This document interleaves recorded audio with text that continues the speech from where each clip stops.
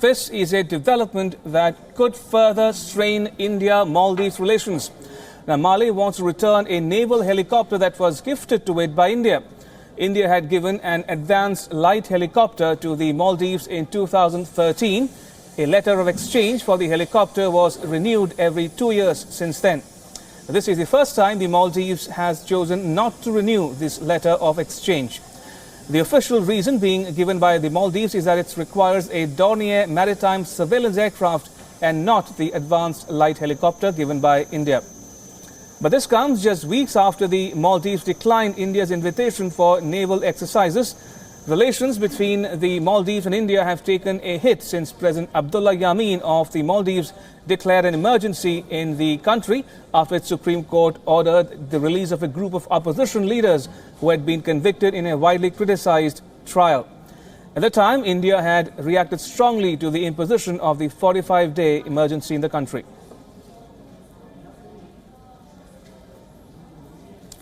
All right, I'm now joined by WION senior editor Padma Rao. Good evening, Padma. What do you make of this situation obtaining in the Maldives as we speak, given its antipathy, so to speak, against India? Well, I can also see that there is a very obvious growing influence, that's already been the case of both Saudi Arabia as well as China. Saudi Arabia has invested massively, as has China. Indeed, President Yameen has sold entire atolls of the nation of more than 1,000 islands to Saudi Arabia to invest in pleasure palaces, to invest in all kinds of things. And the Chinese, ostensibly in the name of building infrastructure, have successfully lured and ensnared the Maldives in their brand of debt trap diplomacy through soft loans. So this is, there is a larger hand playing out there. But, just one helicopter here or there, what's in a helicopter? This seems to me almost like a kind of a petulant squabble in a sandpit between, the older brother and the younger brother. Here, take back your helicopter. But what they're actually saying, at least sources in the Maldivian government, are saying that they're trying to exchange it for a surveillance aircraft, a coastal surveillance aircraft. Now, that remains to be seen. That might just be, hair-splitting or diplomatic niceties to quieten the media.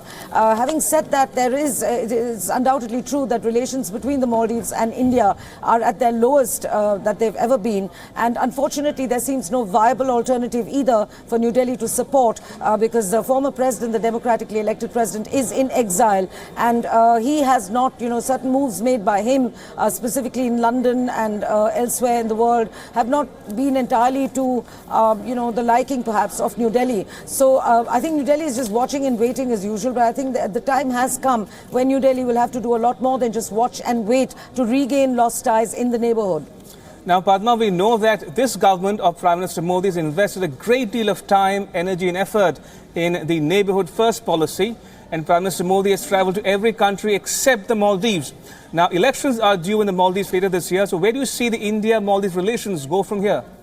I don't see them going anywhere. I think Prime Minister Modi set a very, very clear sign by not visiting the Maldives. Indeed, it is the only nation in the region that he has not dropped in upon. Having said that, just by dropping in on the other countries, he was in Sri Lanka, for instance, twice, and both visits were highly publicized visits. But, one can't blame it entirely on New Delhi alone. It's also the ground conditions in some of these countries. For instance, in Nepal, there's been a massive change on the ground. There's a left-wing pro-China government in place, and it has made it very clear that it no longer wants to be dependent on India, as a via medium for anything.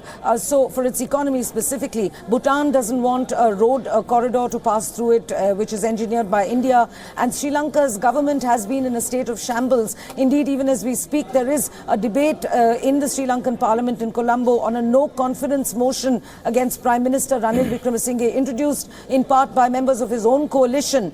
So these are, the state of affairs, even domestically in each of these neighborhood countries, has not been exactly conducive to building good relations. And as I said, China's sprawl is everywhere. I think the time has come to recalibrate India's South Asia policy and look at it in a much more sort of use the baseline as China's presence, China's investments, and where do we go from here? What kind of a relationship can we forge? What kind of cooperation perhaps with China within our own neighborhood, while bearing in mind that we have a certain and definitive advantage over China, and that is the ethnic, cultural and linguistic commonality that we share with these countries, especially the ones that we share borders with.